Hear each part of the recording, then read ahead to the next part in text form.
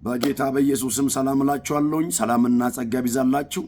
በጣም ከሰሞኑ ቢሰብክ ቢተነቢ አልወጣ ያለኝ አላልቅ ያለኝ አንድ እግዚአብሔር ድምፅ ይዤላችሁ መጥቻለሁ። ቃሉ ደግሞ ሐዋርያት ሥራ ምዕራፍ 12 ቁጥር 1 እስከ 25 ነው የምታገኙት። እንዲህ ብዬ ነው የምነግራችሁ። ገዳዩ ሞቷል። በጌታ በኢየሱስ ስም ገዳዩ ሞቷል። አጥፊው ሞቷል። ነህምያም በናሆም 1 ላይ አጥፊው ፈጽሞ ጠፍቷልና ነው ምለው። ስለዚህ ዛሬ በሕይወታችሁ ላይ ሊገላችሁ ቀጠሮ ያዘው፣ ሊገላችሁ አጀንዳ ያዘው፣ ላጠፋችሁ ቀጠሮ ያዘው፣ የራሱን እቅድና አጀንዳ ይዞ የተወያየው የተመካከረው የተነጋገረው እኔ እንዲህ ብዬ ነው የምነግራችሁ። በጌታ በኢየሱስም ገዳዩ ሞቷል። ቃሉ እንዲህ አይደለም ብሎ በቤተ ክርስቲያን ባሉት በአንዳንድ ሰዎች ላይ መከራ ያጸነባቸው ዘንድ እጁን ጫነባቸውላል። ቀድሞ ያዕቆብን በሰይፍ ካስገደላ በኋላ በያዕቆብ መገደል አይሁድ ደስ እንዳላቸው እንዳጨበጨቡለት ቃሉ ይናገራል። ጨምሮ ግን ይላል ጴጥሮስን አሳዘውላል። ቅጣ በዓል ነው፣ ነገ የሞት ቀጠሮ ነው፣ ነገ ይገላል ብሎ ነገ ወደ ሕዝብ አውጥቼ አስፈርዳለሁ ባለበት ቀን የሰማይ ጣልቃ ገብነት ሆነ።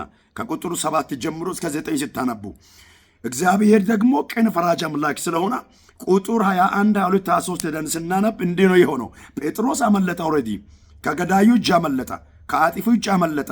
ልምድ አለኝ ከምለው እግዚአብሔር አስመለጠው። ቁጥር 21 ጀምሮ ቁጥር እስከ 24 ሲታነቡ ግን ሄሮድስ ንግግር እንዲያደርግ በመድረክ ተጋብዞ የሚናገሩ ንግግር ይሄ የሰው ድምፅ አይደለም፣ እግዚአብሔር ራሱን እስኪባል ድረስ የሚያደርግ ቢሆን እንኳን ከእግዚአብሔር ጋር አልተስማማም፣ ለእግዚአብሔር ክብር አልሰጠምና እግዚአብሔር ይላል ቀሰፋ ነው ብሎ እግዚአብሔር ቀሰፈው ይላል። በትል ተበልቶ ሞታ ይላል። ሊገል የነበረው ሞታ፣ አጠፋለሁ ባይ ጠፋ። በጌታ በኢየሱስም ላንቺም ላንተም ይሄ መልእክት እያንዳንዳችሁ በሚደርሳችሁ ቦታ ላይ ሼር አድርጉ። አጥፊው ጠፍቷል፣ ገዳዩ ሞቷል። ቀሪ ዘመናችሁን በውስጣችሁ ያለውን መልካም ነገር እግዚአብሔር ያየላችሁን ዘመን ሊያዋርድ የተመደበው ሊያስጨንቅ የተመደበው ከየትኛውም ሰፈር ላይ ተልእኮ የመጣው አንቺ ጋር ሲደርስ አንተ ጋር ሲደርስ የሰማይ ጣልቃ ገብነት ያስቆማል። አጥፊው ጠፍቷል፣ ገዳዩ ሞቷል። ነገር ግን ቁጥር 5 ላይ እንዲህ ነው የሚለው ቃል የእግዚአብሔር ቃል ያድግና ይሰፋ ነበር ይላል። የእግዚአብሔር ቃል ያድግና ይሰፋ ነበር ይላል። ኢየሱስ ክርስቶስ ጌታ ነው። የእግዚአብሔር ቃል ምን ይሆን ነበረ? ያድግ ነበረ፣ ይሰፋ ነበረ። የእናንተም ነገር ሰልፍ አለ፣ አዎ። ወጀብ አለ፣ አዎ። የማይመች ሁኔታ አለ፣ አዎ።